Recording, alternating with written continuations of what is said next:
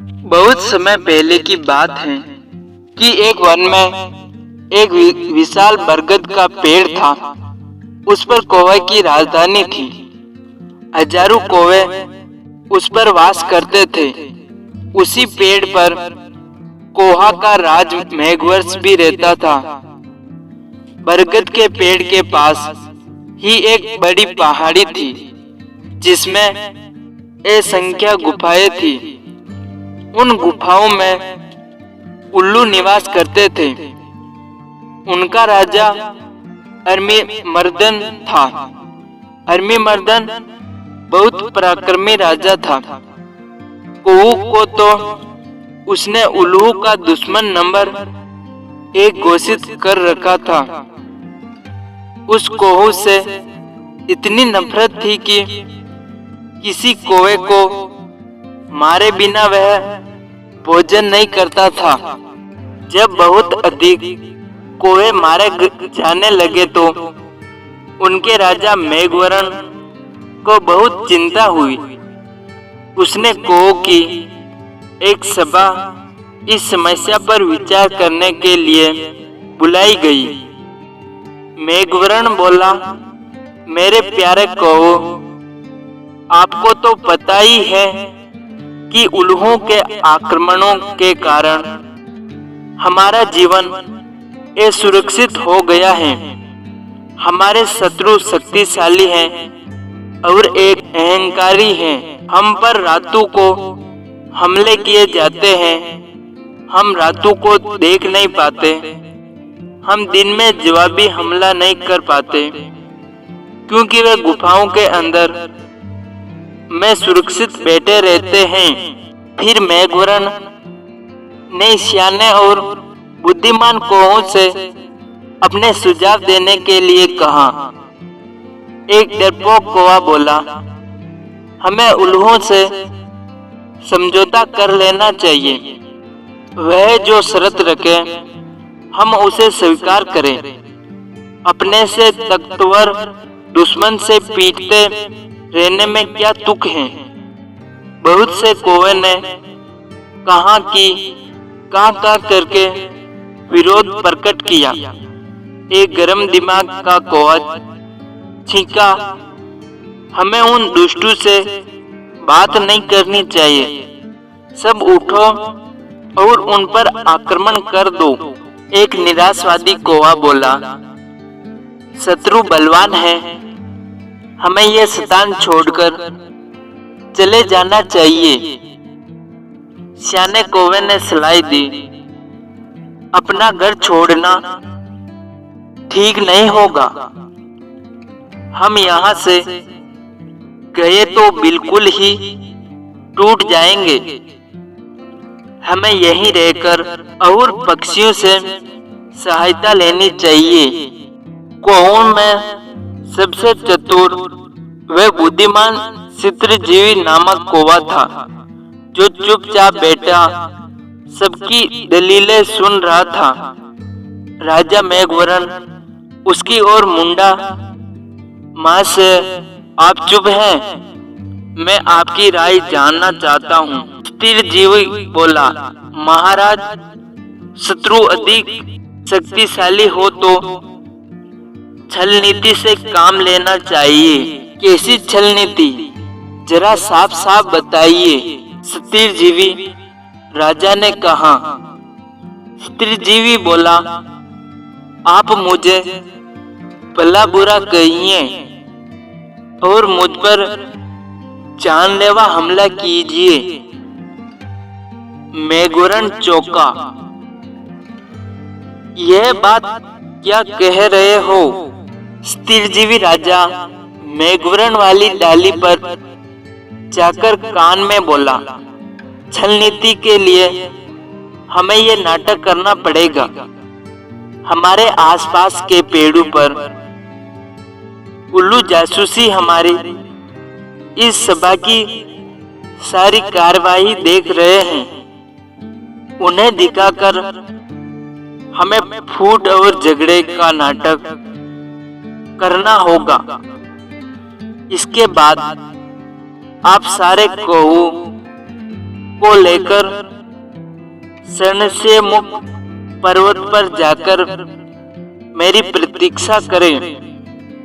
मैं उल्लुओं के दल में शामिल होकर उनके विनाश का सामान जुटाऊंगा। घर का भेदी बनकर उनकी लंका डालूंगा। फिर नाटक शुरू हुआ। स्त्रीजीवी चिल्लाकर बोला, मैं जैसा कहता हूँ वैसा कर राजा के बच्चे क्यों हमें मरवाने पर तुला है।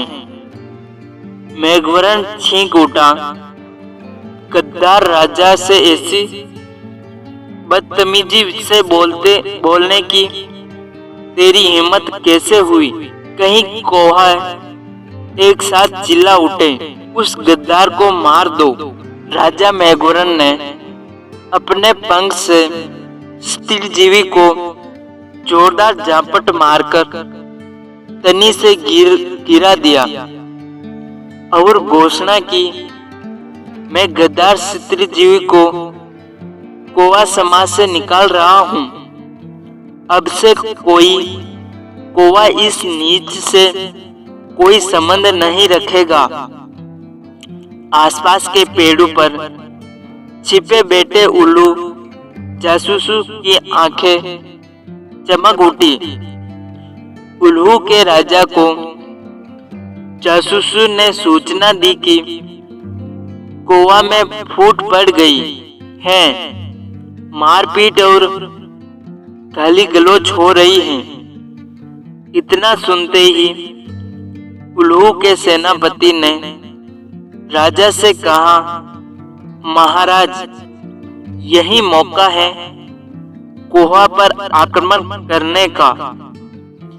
इस समय हम उन्हें आसानी से हरा सकेंगे। उल्लुओं के राजा अरमीमर्दन को सेनापति की बात सही लगी।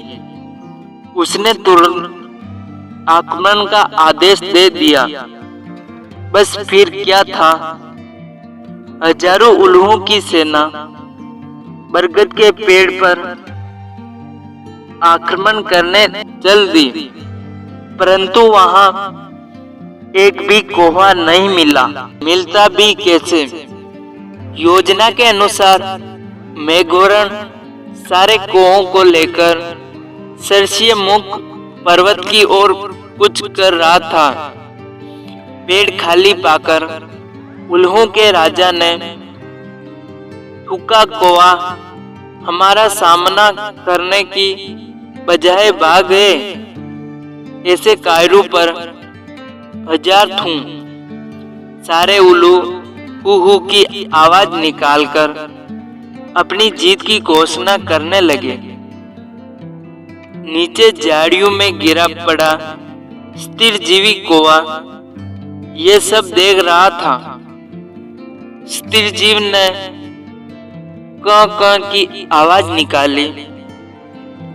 उसे देखकर जासूस उल्लू बोले, अरे ये तो वही कोवा है जिसे इनका राजा धक्का देकर गिरा रहा था और अपमानित कर रहा था। उल्लुओं का राजा अरमीमर्दन सोच में पड़ गया। उसने सियाने नीति सलाहकार ने कान में कहा, राजन, शत्रु की बात का विश्वास नहीं करना चाहिए। ये हमारा शत्रु है, इसे मार दो। एक चापलूसी मंत्री बोला, नहीं महाराज, इस कोवे को अपने साथ मिलाने में बड़ा लाभ रहेगा। ये कोहा के घर के भेद हमें बताएगा। राजा को भी स्त्रीजीव को अपने साथ मिलाने में लाभ नजर आया। उल्लू स्त्रीजीव कोवे को अपने साथ ले गए। वह अरमेदर ने उल्लू सेवक से कहा, स्त्रीजीव को गुफा के शाही मेहमान कक्ष में ठहराइए, इन्हें कोई कष्ट नहीं होना चाहिए।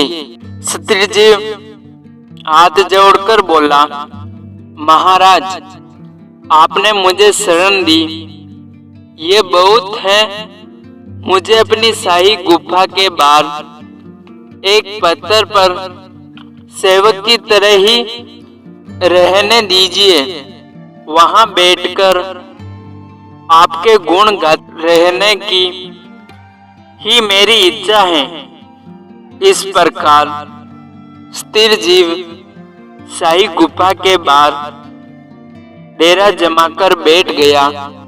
गुफा में नीति सलाहकार ने राजा से फिर से कहा, महाराज, शत्रु पर विश्वास मत करो, उसे अपने घर में स्थान देना तो आत्महत्या करने समान है।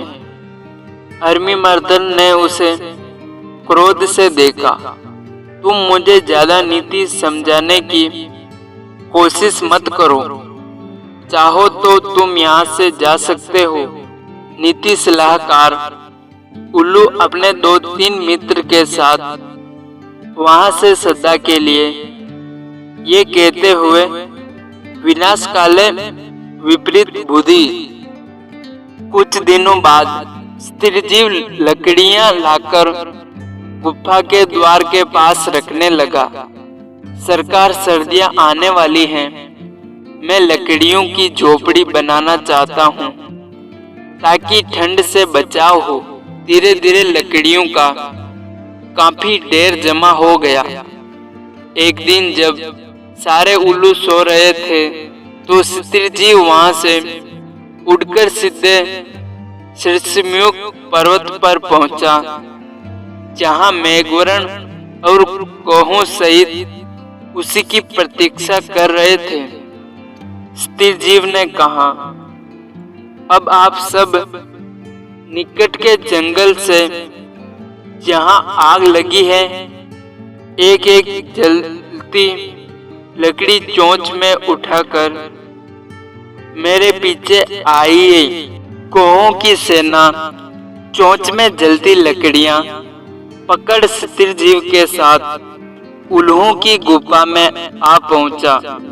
स्त्रीजीव द्वारा ढेर लगाई लकड़ियों में आग लगा दी। सभी उल्लू जलने या दम घुटने से मर गए। राजा मेघवर्ण ने स्त्रीजीव को कोवा रत्न की उपाधि दी।